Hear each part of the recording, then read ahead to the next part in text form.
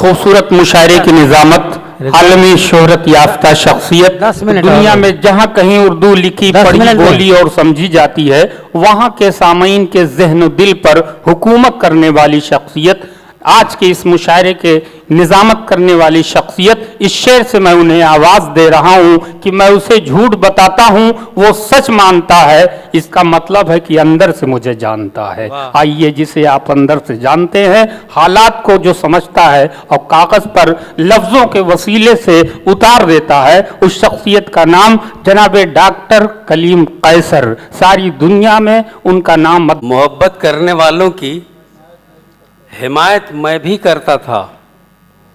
हिमायत शर्त थी क्योंकि मोहब्बत मैं भी करता था। मोहब्बत करने वालों की हिमायत मैं भी करता था। हिमायत शर्त थी क्योंकि मोहब्बत मैं भी करता था।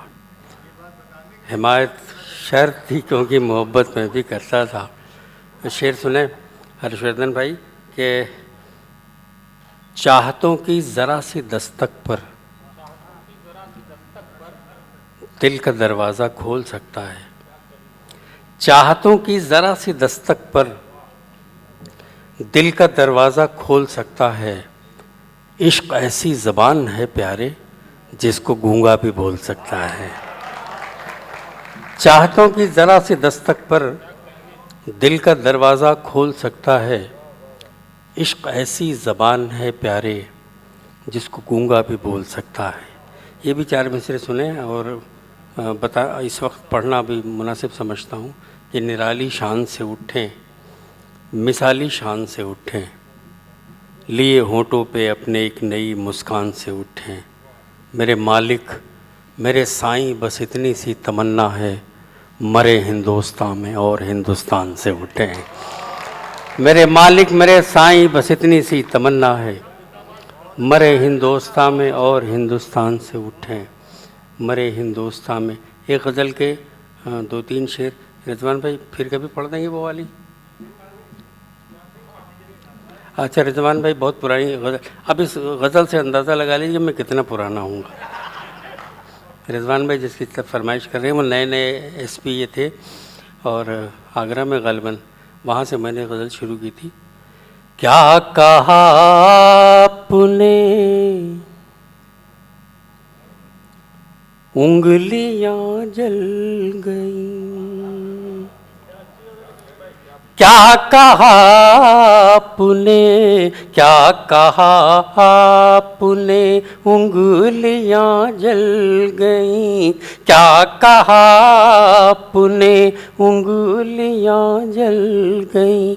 देखिए उस तरफ बस्तियां जल गई, देखिए उस तरफ बस्तियां जल गई। क्या कहा आपने उंगलियां जल गई, उंगलियां जल गई। और वो गुनाह जिसमें कोई भी लज़्ज़त न थी, वो गुनाह जिसमें कोई भी लज़्ज़त न थी, वो गुनाह जिसमें कोई भी लज़्ज़त न थी, उससे मेरी सभी नेकियां जल गई, उससे मेरी सभी नेकियां जल गई। क्या कहा आपने उंगलियां जल गई, उंगलियां जल गई। और आग जैसा बदन गहरे पानी में था, गहरे पानी में था, आग जैसा बदन, आग जैसा बदन गहरे पानी में था। और समुंदर की सब मछलियां जल गई, और समुंदर की सब मछलियां जल गई। क्या कहा आपने उंगलियां जल गई, उंगलियां जल गई। और ये शेर हर्षवर्धन भाई के लिए कि देवता फूल लेकर न आया कोई देवता फूल, लेकर न आया कोई देवता फूल, लेकर न आया कोई आरज़ुएं लिए देवियाँ जल गई, आरज़ुएं लिए देवियाँ जल गई, क्या कहा आपने उंगलियाँ जल गई, उंगलियाँ। एक गज़ल के 2 शेर, वरना संजय शौक कहेंगे कि साला 40 साल से यही गज़ल सुन रहा हूँ। तो एक मतला और एक शेर में सुना दे रहा हूँ। उंगलियाँ जल गई, मुलाज़ा फरमाएं ये मतलब देखें। इश्क लोग कहते हैं है, मैं कहता हूँ इश्क था, क्योंकि होता है तब कोई चीज़ सामने आती है। तो एक गज़ल था पे सुन लीजिए, इश्क था। इस मकाम में एक मकी था, इश्क था। इस मकाम में एक मकी था, इश्क था। इस मकाम में एक मकी था, इश्क था।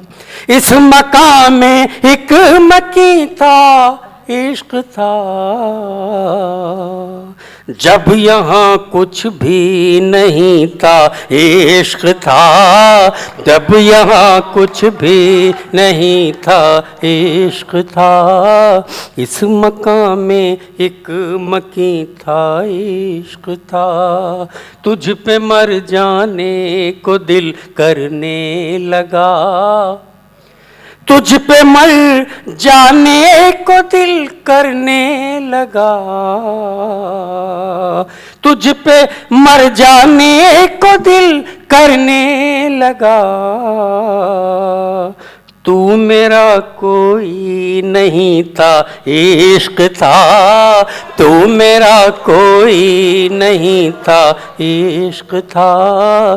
तू मेरा कोई नहीं था, इश्क था।